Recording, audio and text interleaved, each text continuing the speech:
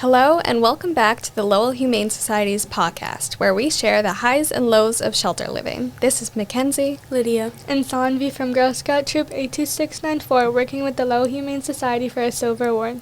Today, we are with a volunteer at the Lowell Humane Society. We'll hear about life inside the shelter, what it's like for the animals, how the shelter runs, and what it's like for volunteers working there. Let's get started. Can you introduce yourself?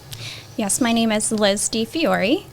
I have been with Lowell Humane Society for 4 years, and before that, I was a family who adopted one of our favorite guinea pigs, Layla, from Lowell Humane Society. That's how I was introduced to the shelter. So first off, why do you volunteer at the Lowell Humane Society? Why I volunteer? That's a very good question. I will start by saying when I first walked into the shelter, my family and I knew we were looking for a long-term pet that we could add to our family who would become part of our family. And the people who worked there, I would say, and volunteers really embraced us and showed us everyone in the shelter and allowed us to hold them or talk to them. And that's how we began to realize that Lowell Humane may be more than just a place we would rescue an animal to become a family member, but a place that we could actually give back our time to say thank you for what they do. Have you ever formed a special relationship with like a specific animal? Yes, actually I have, and as you already have talked to Jen was one of my friends well before she became the volunteer coordinator. Both of us have guinea pigs, and we always would see each other at the small animal events. And so guinea pigs became our connection. It is my love. I love those little potatoes. So I do a lot of fostering with them. I'm always at the shelter asking when the next set is coming in so we can take them home and care for them. So yes, we were definitely drawn more to the guinea pigs. How often do people leave their pets just because they can't afford or care for them? As Jen said, that's often. A lot of people will leave them. I know there are some sad cases, like in our instance with our guinea pig. Some people do feel ashamed or guilt or really have a hard time. And for Layla, she was left outside of the shelter with a note asking for somebody to take care of her and love her. So it happens often, and I think as a volunteer, when we see it happen, we see it as a way we can also love those animals and care for them. And knowing we get to see them first before most of the time they come up for adoption allows our hearts to take them home before they are adopted. When did you start volunteering at the Lowell Humane Society? I started 4 years ago with Lowell Humane, and like I said before that, we were the family looking to adopt through Lowell Humane. Have you volunteered at any other animal shelters? Before we moved here to Massachusetts, we did. We were from Jamesville, New York, and they had a ASPCA that we used to go over and help volunteer at. Before that, when I was in high school, right out of high school, I worked as a nurse, and my nursing supervisor also, her family did a lot of fostering for dogs through their small hometowns, so I also would help get involved and help foster. What would you tell someone who wants to start volunteering? I say if you have a heart for animals, you have the time for animals, and you really want to become a part of your community and make a difference that's much greater than just being in the community, but being a part of the community, Lowell Humane would be a good place to start, where you're going to find more than just volunteer opportunities. You're going to find friends. You're going to find fun activities that you want to help run or be involved in. So there's just a lot to be able to do with volunteering. What's the most rewarding part of your day and why? Oh, this is good. So the most rewarding part of my day as a volunteer is when I get up in the morning, and let me tell you, it's not just your pets that wake you up, it is the fosters. They become on your schedule. You will hear them squeaking. A lot of times the guinea pigs will squeak when they are ready to be fed. So you have, some days I have up to 7 in my house, and they are all ready to eat. I have a cat that'll start yowling. I got a rabbit that's hopping around. So my day begins with the animals, and they do eat and they do play well before I'm even ready to start my day. I care for them first, and that is just a highlight to volunteering. And could you share what's been the most challenging?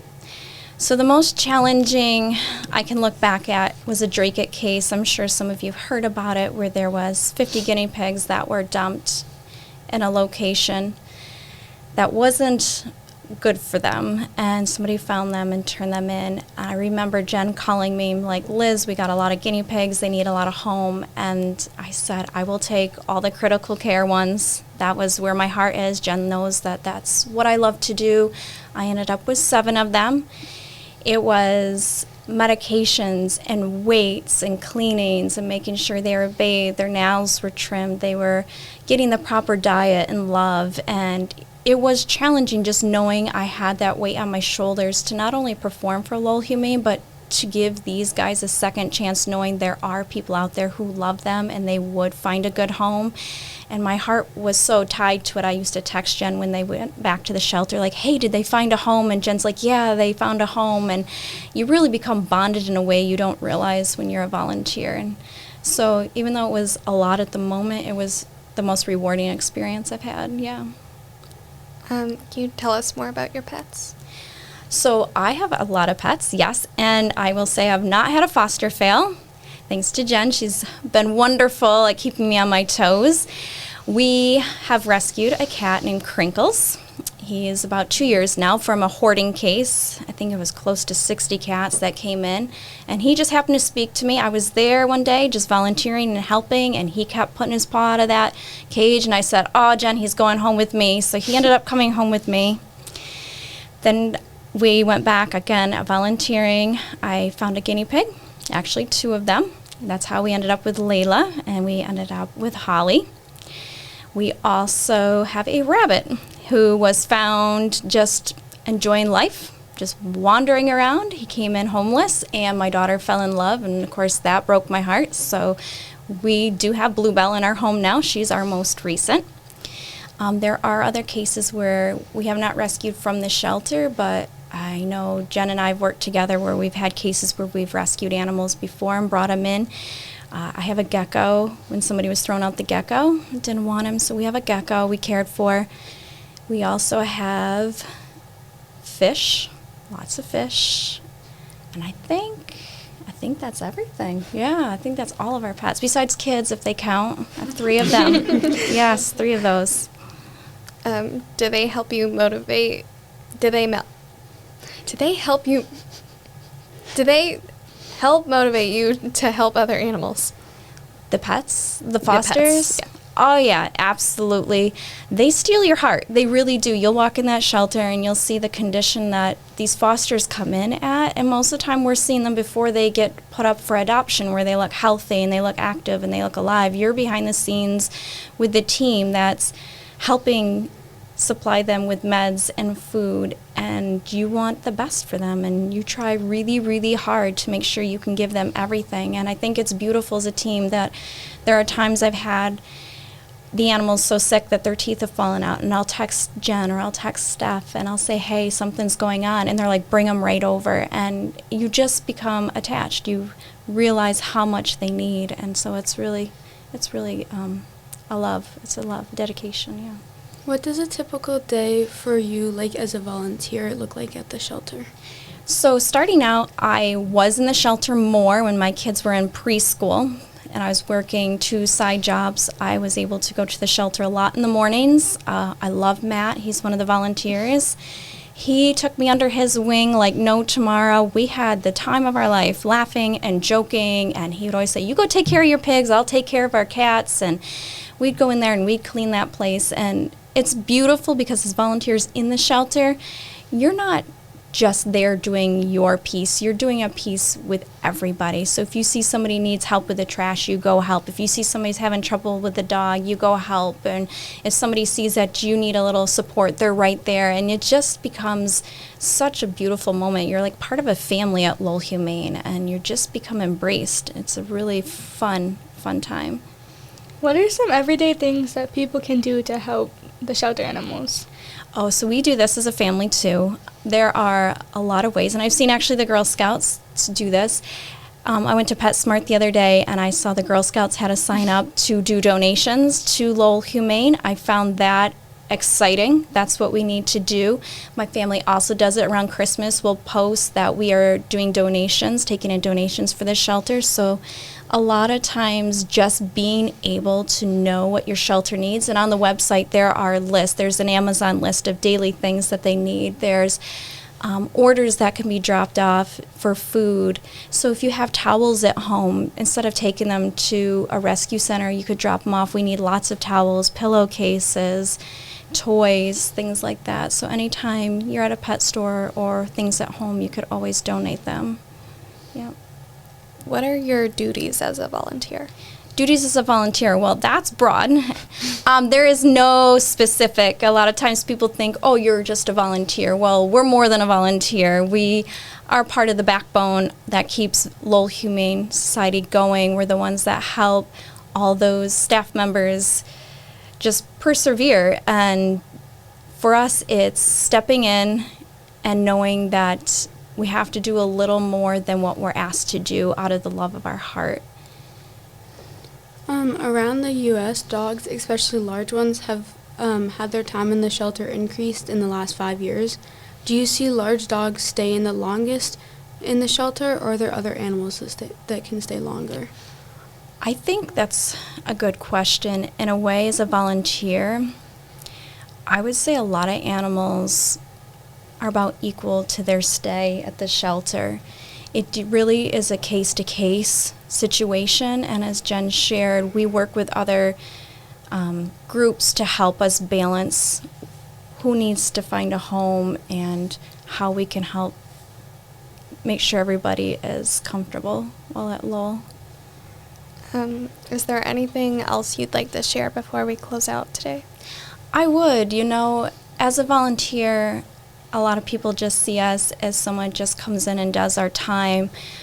But I wanted to share a quick story. When I started at Lowell, I was rescued Layla.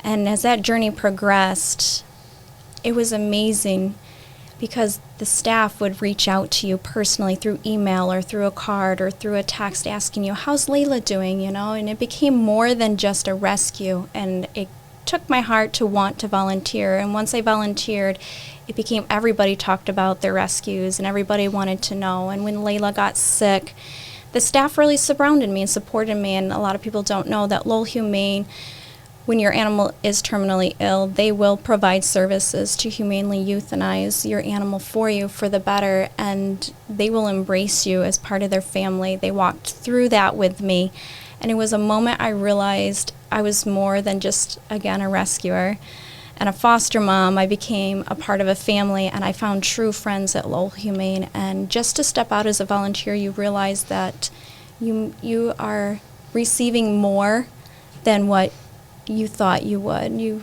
give friendships and you have laughter, and your heart just becomes more full than what you realize it could ever become. How often do the volunteers end up adopting? I would say every volunteer has rescued at least 2, if not more. I will say that. A lot of times we're very good at balancing how many animals we have in our house, but it's always maintaining the ability to still foster and care for the ones that we have. So we're always making sure we can do both. What's the difference between working at the Lowell Humane Society and volunteering? And would you ever consider working there? Right now, working at Lowell Humane would be a little bit challenged for me. I do have a full-time job. Volunteering works best for me for flexibility. I am on call as needed to come into the shelter and do cleaning, or if they need support with an activity or an event, I'm always there. A lot of times fostering is the best option for me. It's flexible hours. I'm able to take that animal into my home and care for it as often as I need. I'm able to log my hours online and get them approved. And it's a way that I'm able to keep connected with Lowell Humane, still be a volunteer, but not be tied to the building itself. I can do the work outside of the building. Is there a schedule for volunteering, or can you just go in anytime they need So help? there is scheduling for in-house volunteers. They do have a schedule.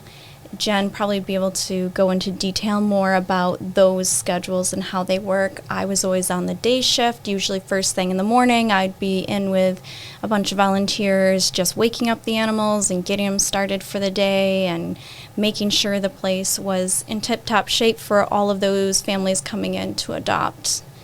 Yep. How many hours does like a typical volunteer work each week? If you're fostering from home, that's like a 24/7.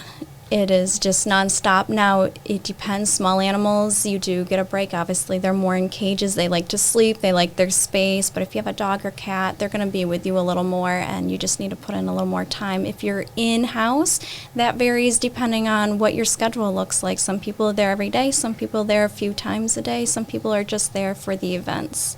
If someone's looking to foster animals, and they already have pets at home, does that conflict or anything? Not usually. So you will sit down with Jen and the team. They will go over the pets that you have. They will learn about your pet. They will help establish what pet would be best for you to foster. So if you already have a dog and your dog doesn't get well with other dogs, well, maybe you're able to do hamsters or guinea pigs or another animal. Everybody's house is different. Mine's a little bit bigger, so we have a full basement where we can put extra animals. We have office space where we can put extra animals. So fortunately for me, all the animals coming from Lowell Humane all know each other and they're all friends, so they seem to all get along. My cat will sleep with the guinea pigs. Our rabbits chase the guinea pigs around. So it's like one big happy family every time they come home. And that usually ends up happening is the animals in the home actually take to your fosters and help them be nurtured and loved just like you are. How did you decide to foster animals? So as I said, I rescued Layla. That was my first. Then I got into volunteering, and I fell in love with volunteering.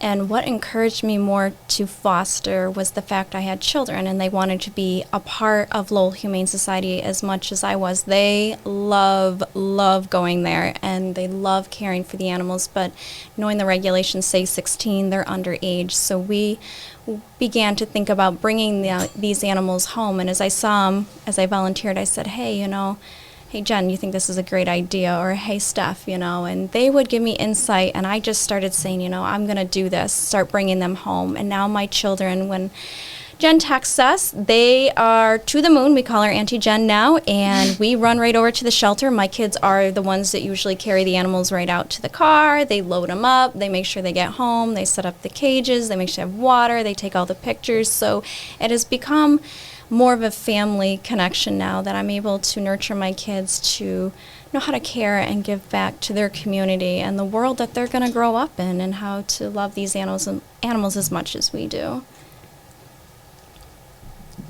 What is the typical length of fostering? Does it depend on the animal? It does depend on the animal. Right now, I foster small animals. I can have them, if they're females, up to 3 months for pregnancy if they are guinea pigs.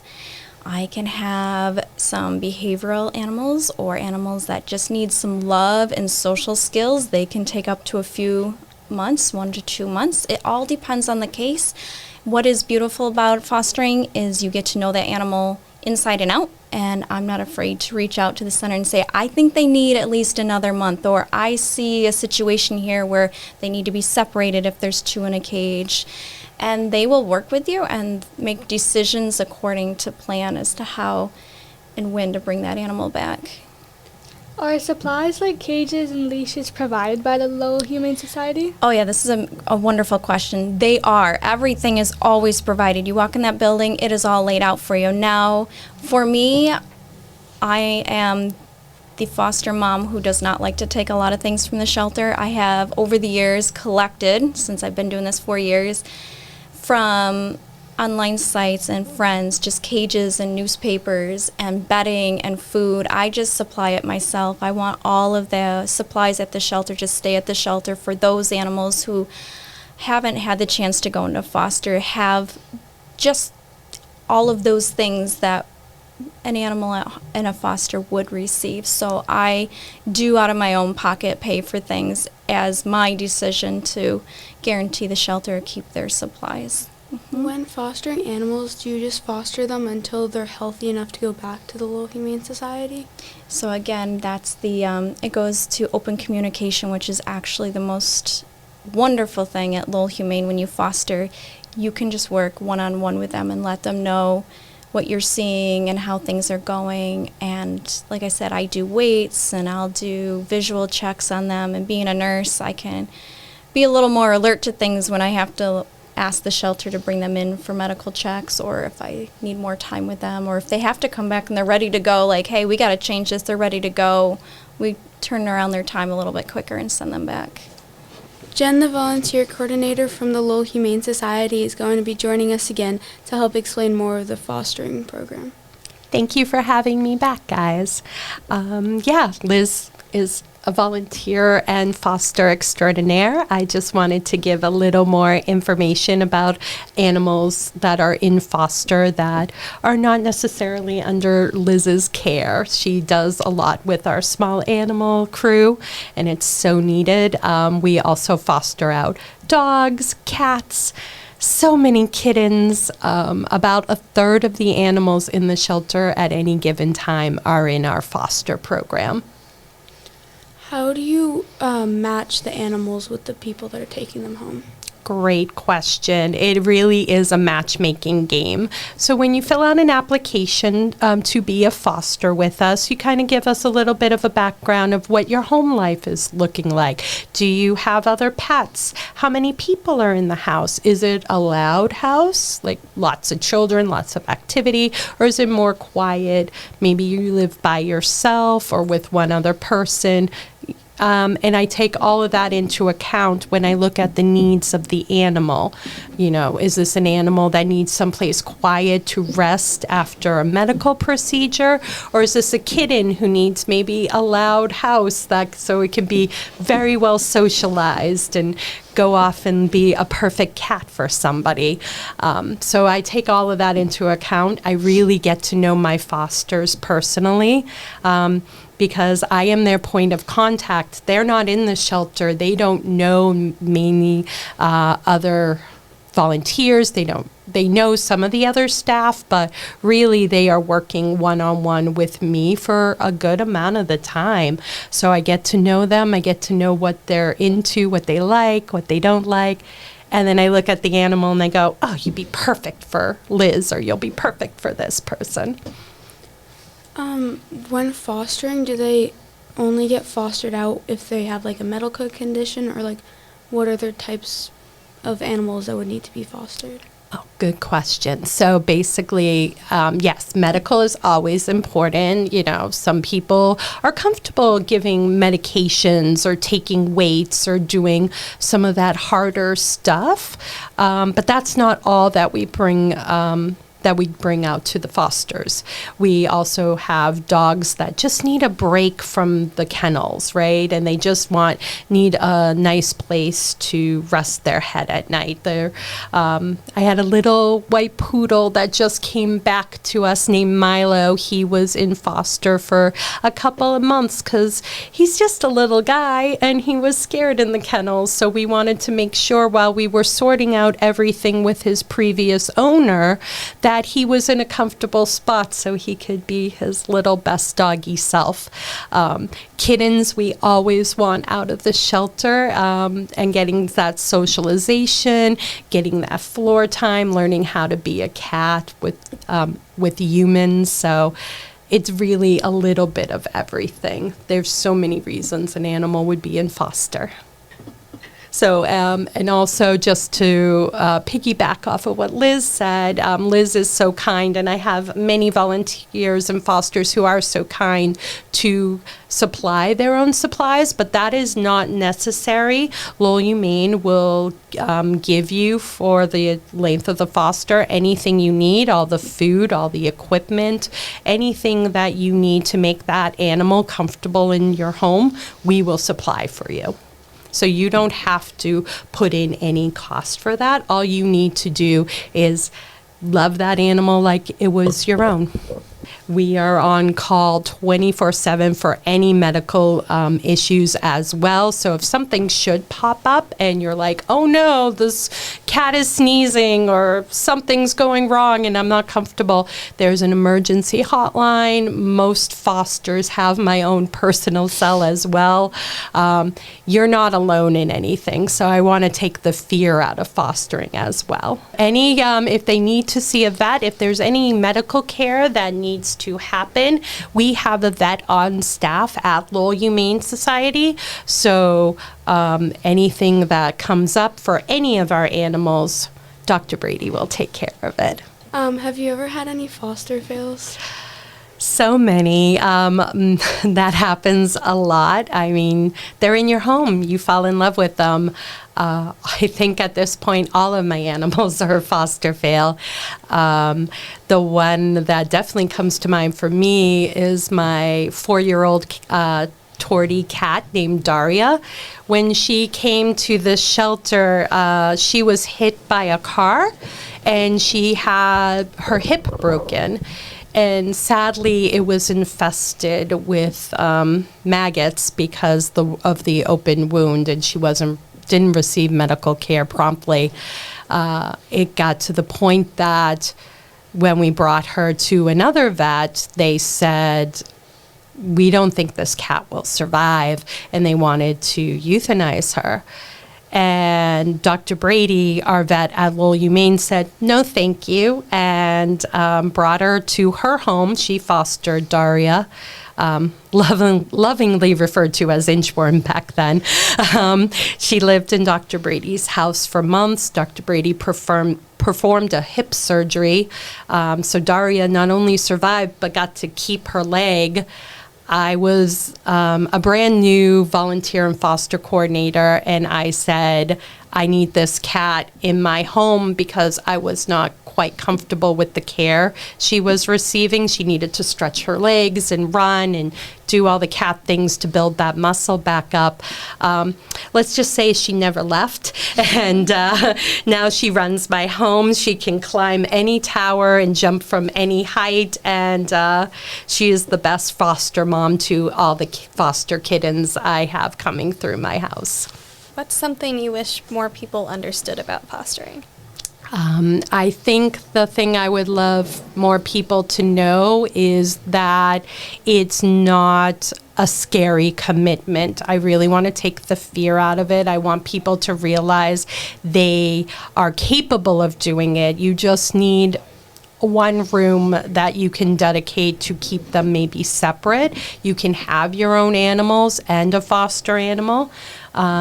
You can live your life and have a foster animal. If you have love and want to take care of animals in your home, you can be a foster parent, and we can work with you and make that happen. I was going to add to Jen's fostering for 4 years as we have our little community in our neighborhood now who also comes to our house. Lots and lots of kids and parents have come to our house just to see the fosters. And that has allowed for us to help 4 families in our neighborhood adopt from a Lowell Humane Society. So fostering not only touches your family, it touches your little neighborhood, and then it just expands. And a lot of those kids now go to Lowell Humane and they look for their pets, and has continued to spread where we live. So fostering does a lot more than just touch your life. I think that's really amazing that you can, from just fostering in one house, that you can reach a whole neighborhood and help them adopt animals too. Okay, I think that concludes for today's episode of the Lowell Humane Society's podcast. Thanks for tuning in, and we hope you learned something new.